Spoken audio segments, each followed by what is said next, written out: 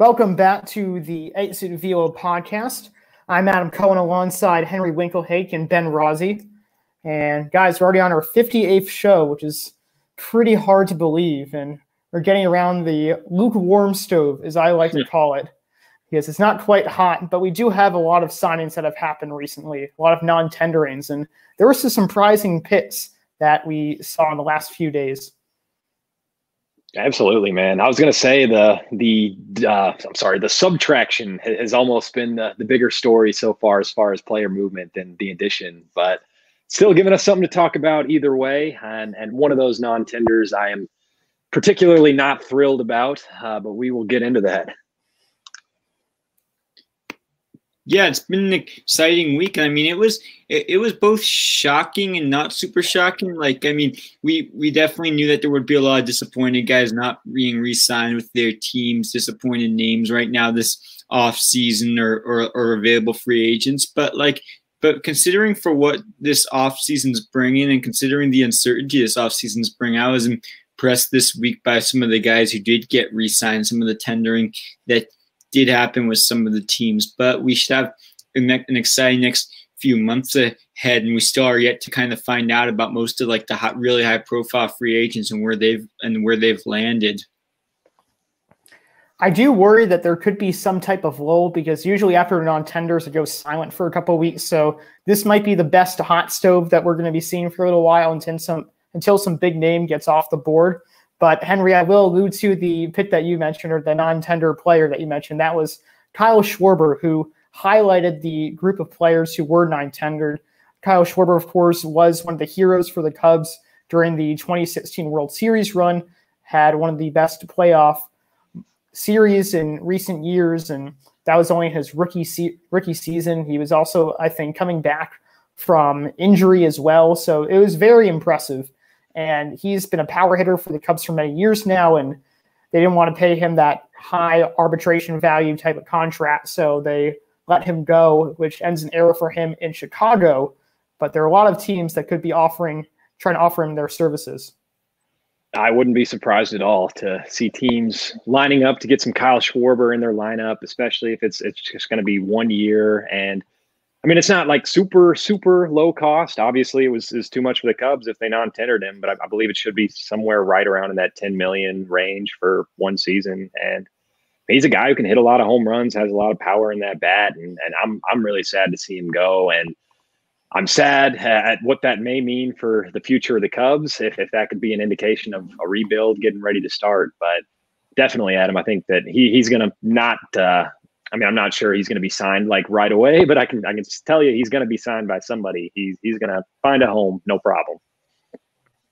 Yeah, and it's interesting. Speaking of some of these tendering and power hitters who were in some ways surprisingly non-tendered by their teams, I'm going to go to another one of the top players who was non-tendered. We had Adam Duvall, who I think was arguably probably the most unexpected of like the non-tender. I mean, he provided lots of offensive production and pop as he was part of a strong Braves batting order, all while posting an OPS plus and a 14.6% barrel rate, which ranks 16th this year. And I just wonder if that's maybe means that the Braves will be moving forward towards signing Marcell Ozuna, but it's going to be interesting to see what team tries to pursue Adam Duvall, like him and Kyle Schwarber, a couple power hitting outfielders now have kind of shaken up the free agent market a little more.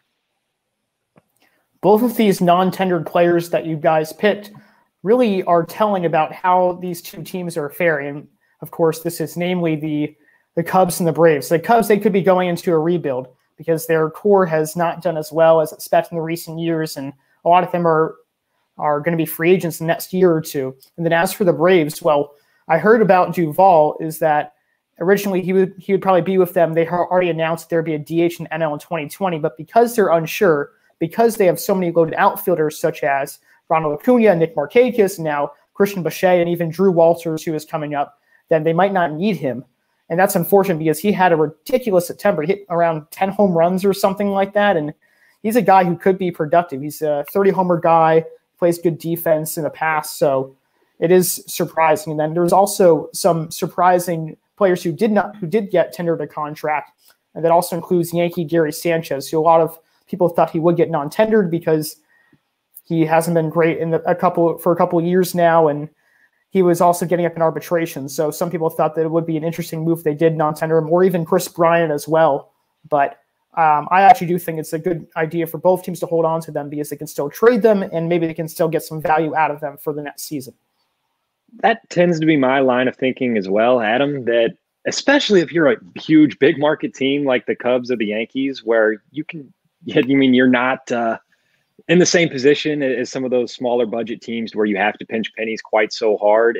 If these guys have any trade value, why not tender the contract and try and get something for them instead of just letting them walk for free? That's like assuming, I guess, that you're not going to get anything of value in return, which I definitely don't think is the case for either Gary Sanchez or Chris Bryant. And I wouldn't say for Kyle Schwarber either. I think Duvall is a step below Schwarber for me, but I like the point you made with all that depth in the Braves outfield. I mean, Duvall's kind of a streaky guy, but maybe you could afford to take that on and then just play him when he's hot, and then you have other guys to play when he's not doing so great. But yeah, I mean, I go to round back to your point, Adam. I wasn't surprised to see Bryant and Sanchez tendered so much, but yeah, definitely was surprised to see Schwarber not tendered.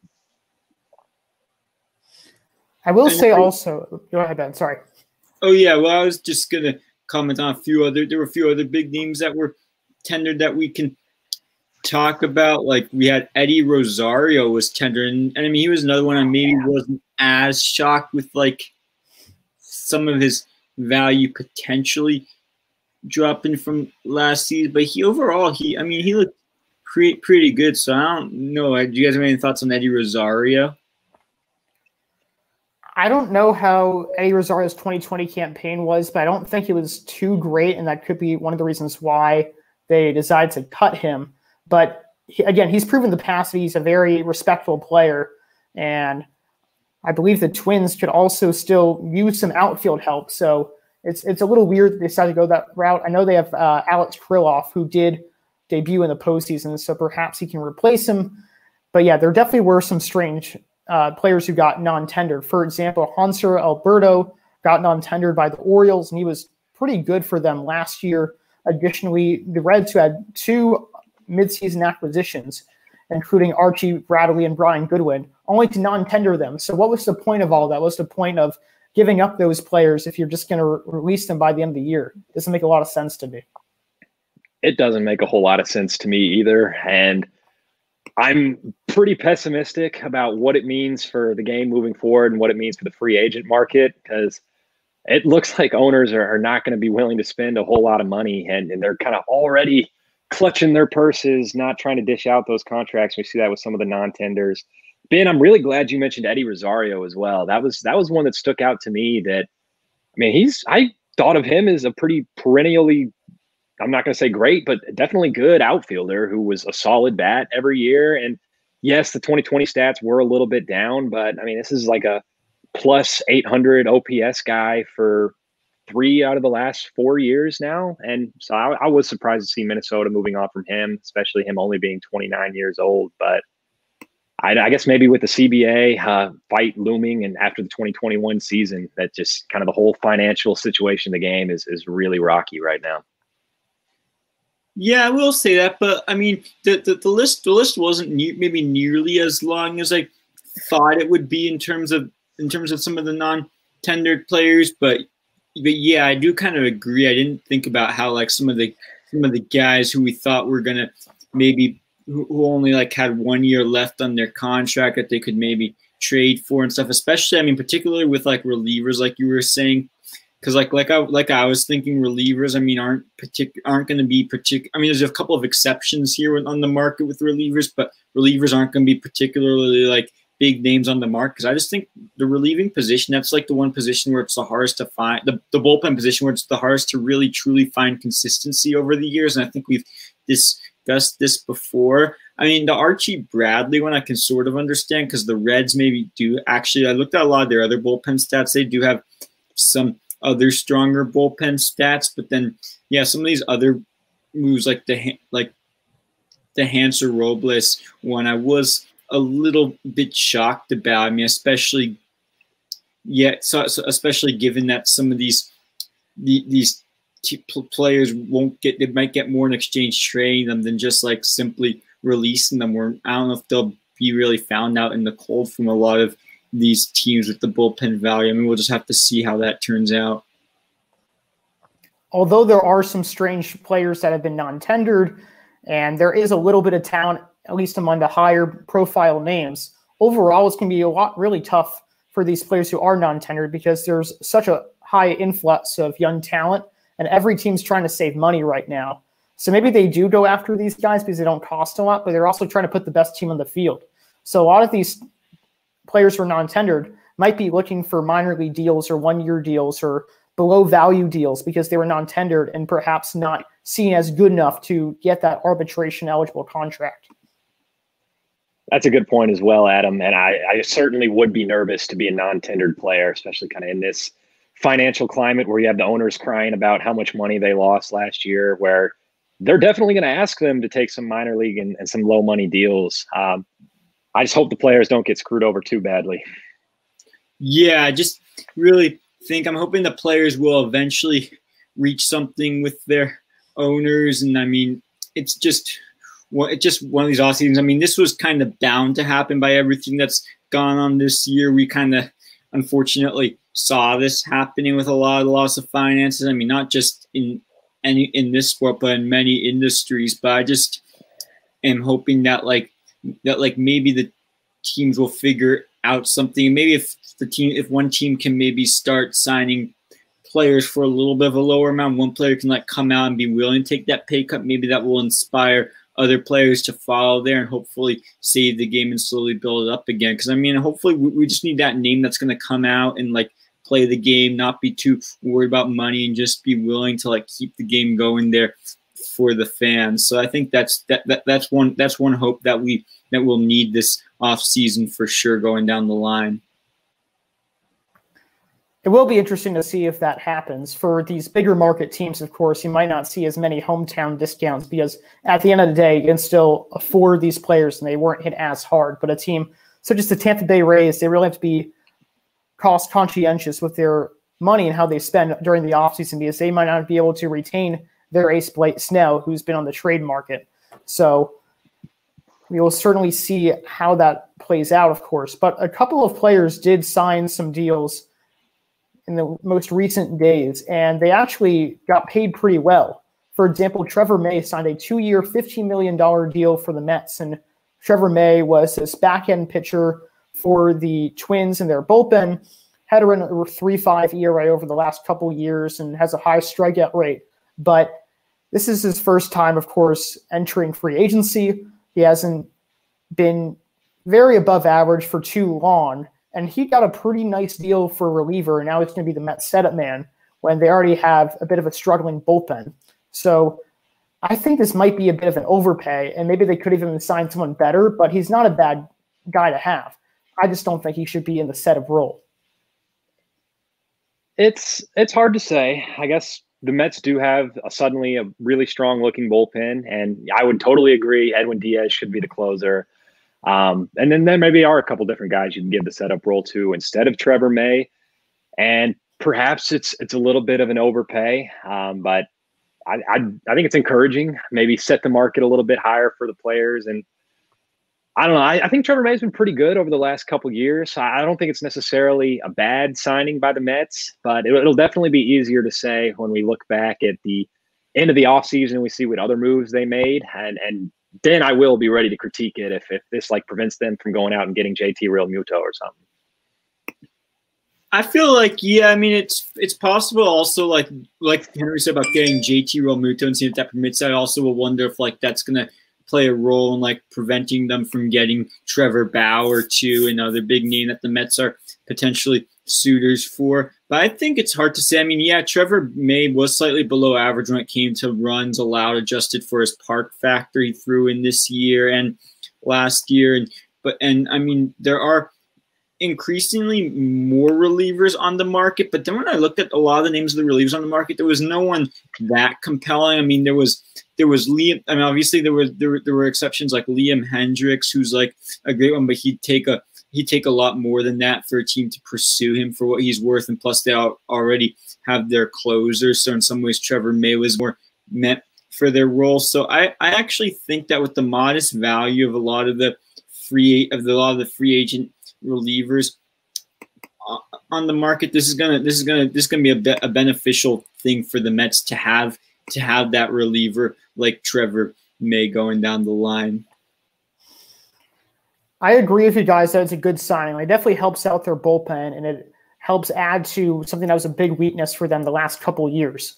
But it is interesting because I do wonder how much $7.5 million a year will be able to break the bank for the Mets. And if you take away, of course, Robinson, Cano, and Jacob deGrom, I don't think the Mets have too high of a payroll, which is allowing them to really pursue players such as Trevor Bauer and George Springer. And that's not to say they're going to go after everyone this offseason, but they've certainly been linked to a lot of high-profile names. So I don't think it's going to stop them from getting a high-profile name. Maybe they probably won't assign two high-profile names just because they're the Mets, and that'd be a lot on their plate. But I don't think it's like a make or break for them that they sign Trevor May to this contract.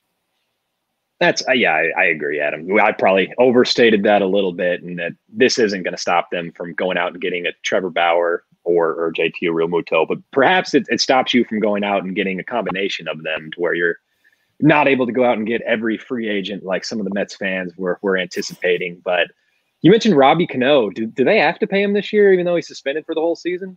Oh, not next year, but of course in future years. Okay, cool. I was just curious. I thought that payroll came off the books with the PED suspension. So, hey, maybe that's where your Trevor May money is coming from. You figured you saved on Cano. You go out and get you a reliever.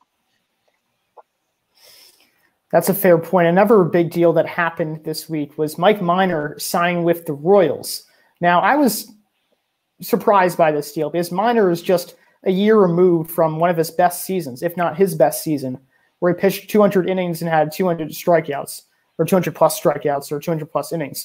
And he signed a pretty reasonably priced deal for the Royals. It was a 2-year, $18 million deal for 1 year, $13 million option. Actually, not too bad for him. But out of all teams, I was a bit surprised that he signed with the Royals because they're not a contender. Might not even be a contender in the next 2 years or next 3 years. And he seemed like the type of guy to maybe find himself valuable to a contender during this offseason. I think I'm sorry, you go, man. You got it.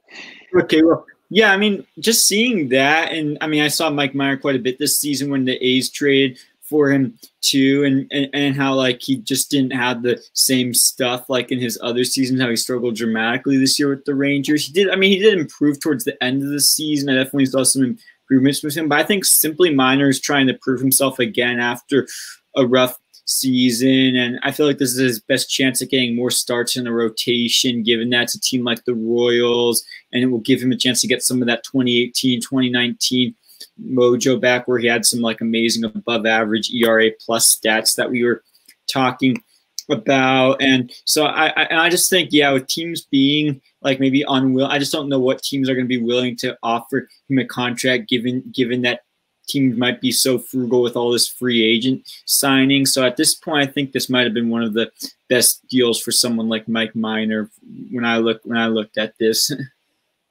I will agree with Adam, though, that I was a little surprised to see Kansas City being the team that does sign him, that he definitely seemed like a guy who would be fit more in on a contender. That's why we saw the A's go out and trade for him last year, that you need veteran starting pitchers on contending teams. And I mean, the Royals don't really need much of anything. They're not going to be very good.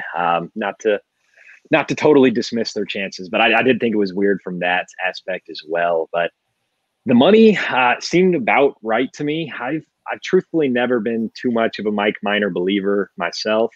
So I thought the modest payday was about right. And interesting, I kind of like felt like Mike Minor had been like a longtime Royal or something, but he spent one season there. It was 2017, and that statistically actually was one of his better seasons. So maybe Kansas City thinks they're just the Mike Minor whisperers, and they can get the best out of them. Well, I think Kansas City did a great job acquiring Miner because now they have an ace in the rotation, or someone who used to, or was 1 year removed from being an ace, I should say. I don't know if he'll be an ace again. That might have been a fluke season, or he might not live up to that season considering he's up in his 30s. But nonetheless, if he does perform well, they can always trade him off and he can increase his stock. So not only does he maybe get more chances to start, more chances to lead in top of the rotation that Ben was talking about, but Kansas City can flip him and perhaps get some prospects, which they, of course, need since they're trying to rebuild. That's it. Adam wins.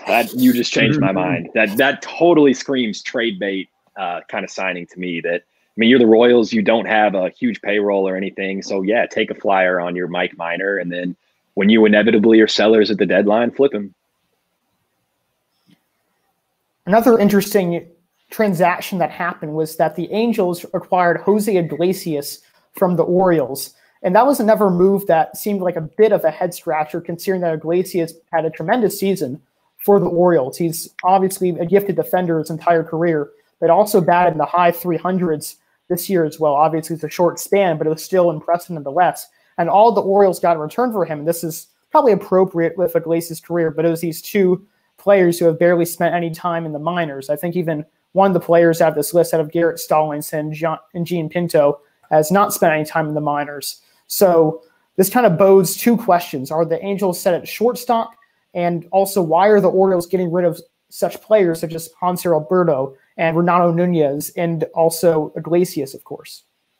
Well, I should point out, too, this is now 2 straight years that the Orioles have inexplicably gotten rid of a high-performing shortstop. It was Jonathan Villar last year. And it doesn't make a whole lot of sense, I think, for Baltimore. And maybe it's tanking would be the way I would try to explain it. But I think it's a good move for the Angels. If the Orioles are willing to give away steady, good shortstops for free, pretty much, then yeah, why not? I think that's a good move. I don't know if I would say they're set at shortstop. I don't love Jose Iglesias that much, but I mean, when you're getting him for basically nothing, then yeah, I mean, why not? Like you said, Adam, perennially great defender. And the bat definitely flashing upside last season, so why not take a flyer? Yeah, I'm going to agree there. At the same time, though, I feel like with them offense really not being that much of the problem for a team like the Angels, I'm a little bit surprised they didn't just stay with their current shortstop, Andrelton Simmons. I know Simmons had a down year with injury. I know he wasn't like a Gold Glove winning shortstop again this year, but I mean, he's shown flashes of being able to have a turnaround, and he's not too expensive with value. So I actually was a little bit surprised they decided to move on from him. But like, I guess that means hopefully that'll mean another team will pursue Andrelton Simmons, because there are definitely a lot of teams in need of like shortstops. Not everyone's going to get that, like Marcus Semien or Francisco Lindor this off season. So I guess that will give another nice alternative option for a lot of these teams, and maybe he'd be a good lower spending option to set the free agent market range. You definitely hit a nail on that one, because of course Jose Iglesias, he seems like almost a beta type of Andrelton Simmons. They're both the shortstops who don't really do too well with the bat and they're throughout their career, but are great defenders. Simmons, of course, is a platinum gold glove winner, and a Gold Glove winner. And Iglesias, I don't think he has won a Gold Glove, but he's definitely been in consideration for it. So it's a nice low signing move, and this could be a good sign for the Angels, who are trying to also revamp their roster, trying to give Mike Trout a title, get him back to the playoffs. So it's a nice deal on their end, and it might not be the end of it either. They still can maybe re-sign it. Can maybe still re-sign Simmons, or maybe try to go after a more high-profile shortstop, considering after Trout and Upton and even Joe Odell, they don't have too much. I mean, I guess you can include Tommy La Stella. Yeah, he's gone from their team now, so they're maybe not so offensively laden as we think. So maybe this is not the end for the Angels. Can Ohtani play shortstop too? He certainly has the athleticism for it. I would love to see that. Man, just put him anywhere on that diamond and let him play. But yeah, I like what you guys are saying as well, that he kind of does seem to fit that mold of Simmons, definitely a similar player. And maybe that speaks to what the Angels are looking for in a shortstop. But It's crazy. You guys started to mention some of the great shortstops that are available on the market or trade market or free agency, but just how far the game has come at that position in the last decade or so. I remember when no shortstops could hit. They were all kind of your defender archetypes. And now there's like 20 legitimate like batting shortstops in the league. There's some studs around.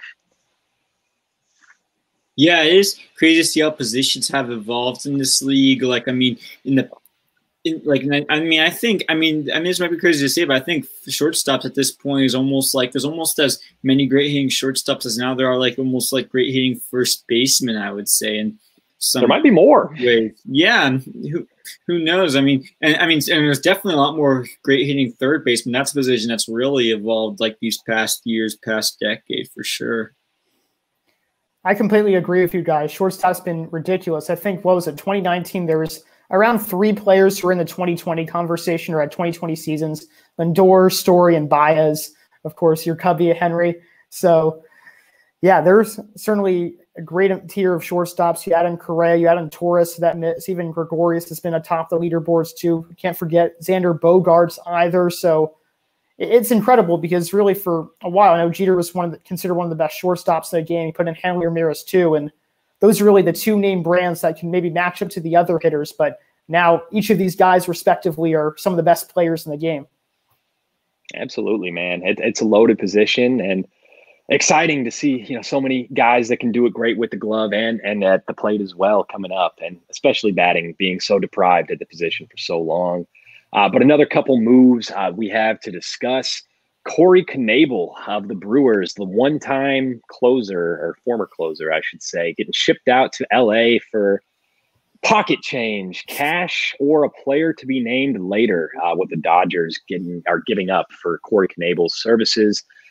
He was a once great closer, kind of fallen from grace, I should say. He missed the entire 2019 season with Tommy John surgery, missed part of 2020, was injured on the shelf as well. And the numbers weren't that great when he did come back in 2020. So the Brewers pretty much giving him away. Is that dumb of the Brewers? Is that smart of the Dodgers? How are we feeling? I think it's not a bad move for the Dodgers, I would say. Brewers, I'm not so sure about. I mean, they did have a couple other big flashes, obviously, in their bullpen. Obviously, is not their only name in the bullpen, but I would say for the Dodgers, this could be a good move because, for example, as we know, the Dodgers at pitching at times was inconsistent. Without a doubt, the bullpen has always been seen as their weakest link. But besides that, given that they didn't really have always have the set guy for whatever inning in the Dodgers bullpen, I don't think this is a bad player to take a risk on personally. I think it's a great move for the Dodgers. They're adding a former All-Star. He's a low-risk, high-reward type of player. They have a lot of young relievers in the roster who can maybe battle him for time. Sets up really good competition. It adds to their bullpen depth, which they probably can needed a little bit this offseason. So I think it's a great move on there. And as for the Brewers, I'm a little confused by it as well, you guys, because the Brewers right now, their big 4 are Josh Hader, Devin Williams. Then after that, it falls off, and Brett Suter and Freddie Peralta. And then they don't really have too many other relievers that are talented. So to kind of take a swing and a miss on Corey Knebel, and just not re-sign him and just hope that he gets back to form when he's only a couple years removed, I think it was a little strange. He didn't have the best 2020, but they still could have taken a chance on him. I think it is a little strange too. And I know we talked about Brewers bullpen in earlier episodes, and Adam Weed speculated, hey, maybe they could trade Hader. They have Devin Williams behind him. And I was a little more comfortable with that when you have the upside of Knebel in that bullpen as well. But even if he's a guy who didn't produce last year and has the injury history, you've got to have some upside in your bullpen. And clearly the Dodgers, that's what they're chasing there and getting him. And that's a bullpen that already had a lot of upside. So you guys watch out. I hope the Dodgers don't repeat, and this certainly isn't going to be the move that pushes them over the top to make them title repeaters. But yeah, I think it's a good move. Besides these non-tendering updates and these recent transactions, there's also a lot of news in the minor leagues this week. And frankly, I've been pretty curious about the minor leagues because we heard about so much about them before the season started, about what the fate of these teams were. And now we're finally having some answers. And I think one of the new things that have been really interesting, especially that's been recent too, it's a new MLB draft league. So essentially this draft league is a 68-game season with MLB-ready prospects. These prospects are hopefully going to try to have a great first impression, and by the time they're at their all-star break for the season, they'll be right by the MLB draft. This could help their stock. And MLB is actually working with PBR, otherwise known as Prep Baseball Report, and you guys might have heard of Perfect Game or Baseball Factory or some other organization that develops young talent. But PBR has really been emerging in recent years as one of the more premier, like collegiate and high school type of talent that they're producing. So to have them be sponsored MLB is a great look for their organization. Additionally, a bunch of teams who are formerly in the minor leagues will be in this new draft league, which is not a professional league, but just MLB partner league. And that's also includes the AA Trenton Thunder, who were in the Yankees organization, or affiliate of the Yankees organization for quite some time, and 4 former single-A short season teams. So I think it's interesting because there's a lot of minor league teams that were on the brink of extinction. We're going to talk about one of these teams that have been terminated essentially and are also getting moved down. But at the end of the day, at least they're still around. At least they still have their fan base. And I think that one of the plus sides of this is now that fan bases will get familiar with MLB-ready prospects who they could see on their team in the near future as well. I'm really happy with these moves with the minor leagues. I feel like there was a good compromise reached in terms of that, and this is maybe a good decent first, maybe not good, but decent first step in the collective bargaining agreement. One of the main things that was going to be discussed, like this was being discussed, it's about a year ago, in March, about a year ago now, when like they were first discussing cutting these minor league teams. But then a lot of communities pointed out their outrages because a lot of these smaller rural communities, the minor league teams are almost like a big stable to the community. They're what brings the communities together. They're what have like beneficially impacted the economies in these smaller towns with the minor leagues play. Like they depend on these in a lot of ways, in some ways even more than some of these big major cities depend on professional teams, because you do have a lot more in like these big major cities. So I was also a little bit appalled at like the proposal to cut them, and I almost wasn't surprised seeing that was going to happen too when the pandemic made it even less surprising, seeing that there was no minor league season, there was lack of funding for that. But then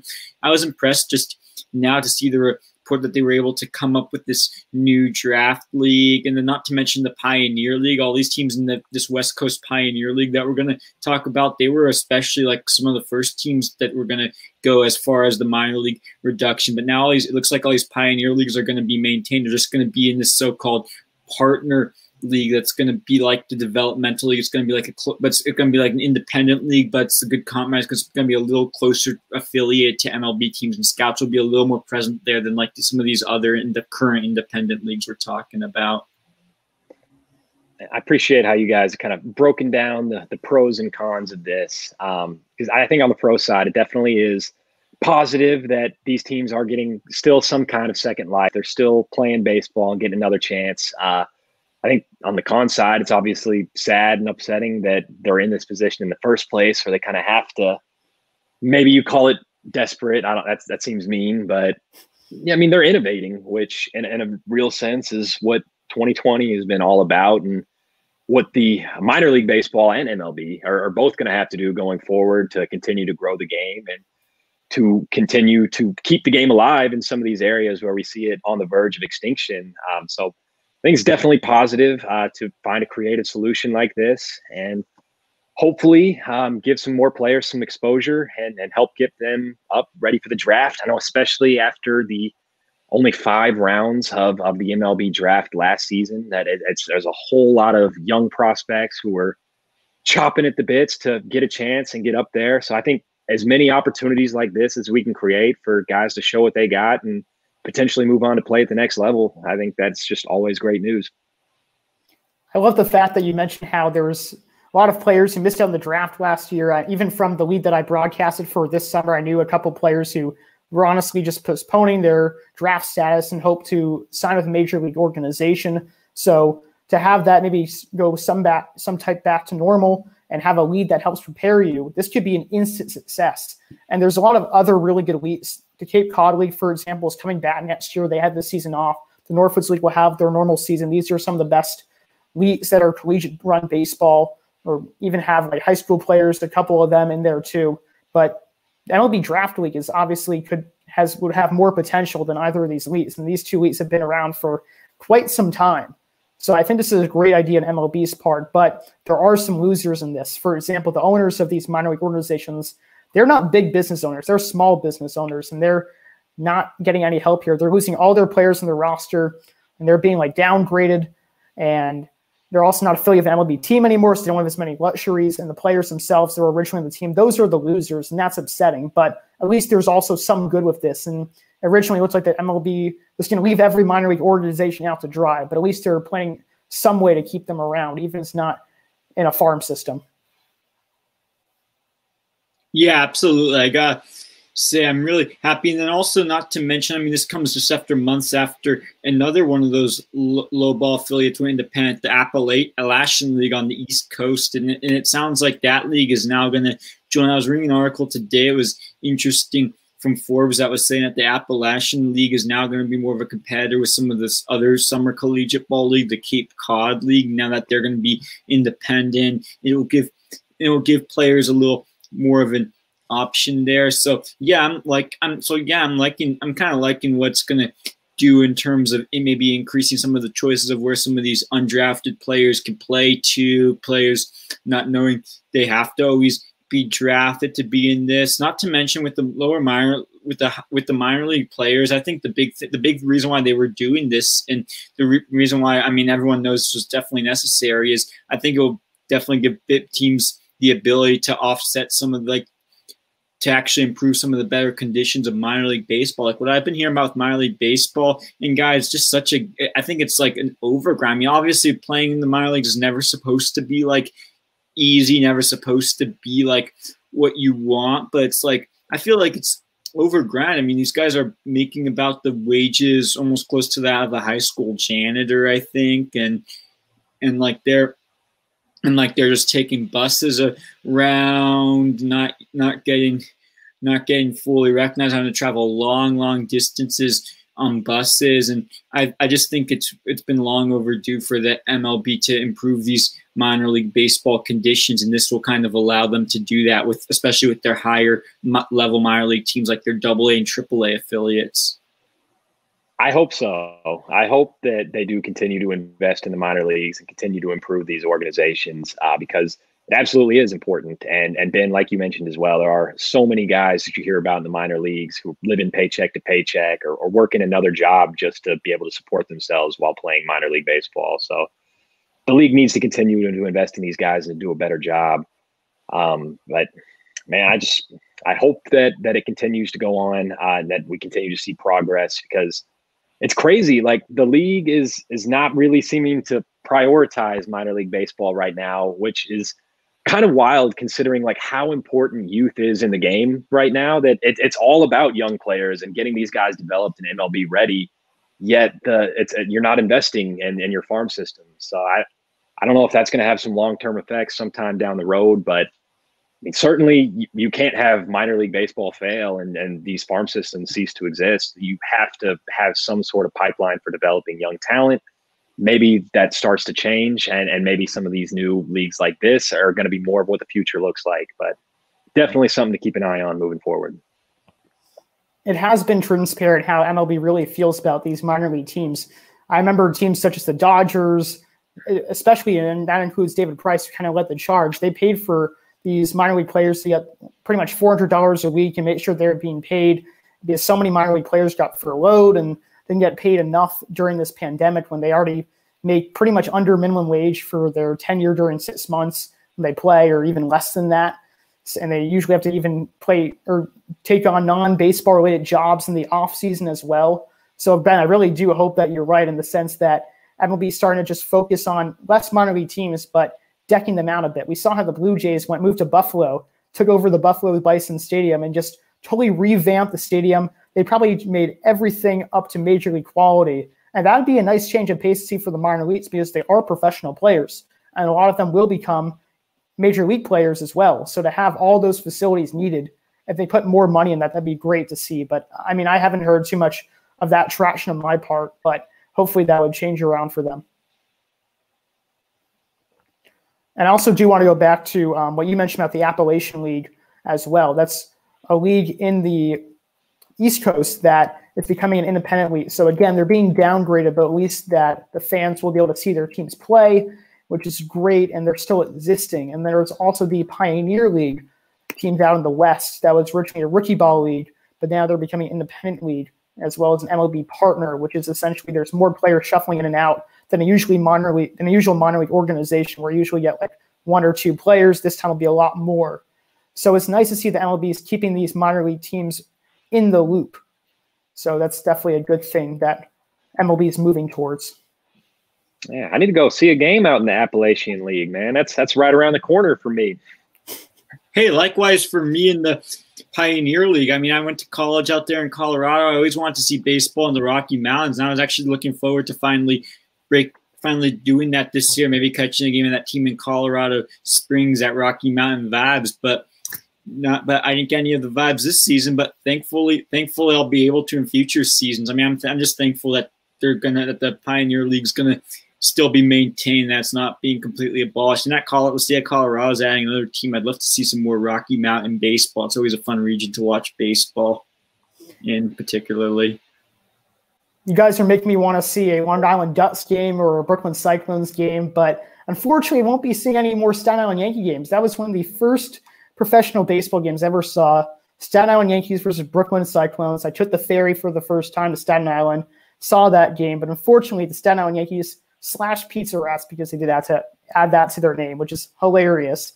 They are ceasing operations, which is really sad because they seem to be one of the biggest losers of any minor league team. Not only were they downgraded, of course, they're just completely out of existence at this point. And essentially what happened was that the Yankees had this press release a couple of days ago, and in their press release, it pretty much alluded to the fact that originally that they were going to still have the Staten Island Yankees as their affiliation, but that may no longer be the case, and they may have to be an independent league team.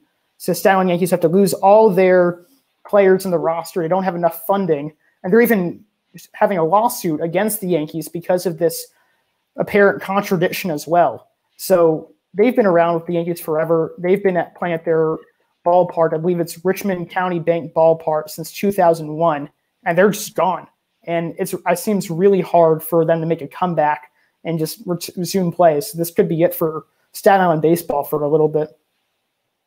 And I love how you talked about too. You related it to a childhood experience, that a memory fresh in your mind, and that's probably something baseball fans all around the country have their connections to their own local minor league teams, and in many places it feels like the rug is getting ripped out from underneath you, and certainly the Staten Island Yankees feel that way as well. And really, man, it just looks like they got shafted, and there's no way around it. And it's just not a good look for the league. And I've heard a lot too about like the league not being very forthright in the way that they're breaking the news to these organizations, that a lot of the times it seems like they're finding out over social media. I can't forget what team it was, but one quote tweeted and said, "Did we just get broke up with on via social media?" when the MLB team had tweeted out that they were no longer an affiliate. So it's sad, and it's sad to see the kind of apparent disrespect to not have the decency to sit down and tell the organization before breaking it to the news via tweet.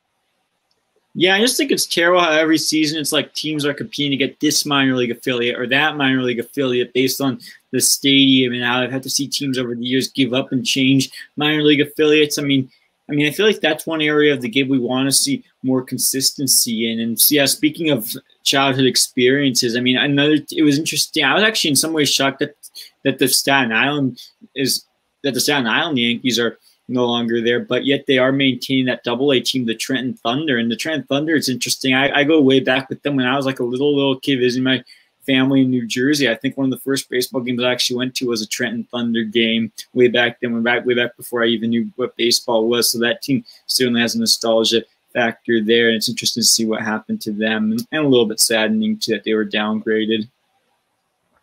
I think just to add to your point with the Trenton Thunder, I think they've produced players such as Brett Gardner. I think even Derek Jeter's made pit stops there. They've been home to plenty of productive Yankees in the past, and I think they're a part of another major league organization in the past. Now they're forced to go in the MLB draft with no longer an affiliate of the Yankees, and that's unfortunate. So at least they're keeping most teams around, but it's unfortunate to see teams such that became losers, such as the Staten Island Yankees, and hopefully this won't happen as often, and they won't get shafted, as Henry said. And I like what you talked about earlier in the show too, how maybe it is a stronger plan to move forward, investing in a smaller, more, compartmentalized, I guess, I don't know if that's the right word, but a smaller base of minor league teams rather than pouring money into all the existing teams, then having everybody go under. Better to save a few than try and save everybody and not be able to save everybody. And on that note, that pretty much wraps up the show for today. Thank you, Henry and Ben, for joining me. Thank you to all the viewers who tuned in. And until next time, this is the Exit Velo podcast.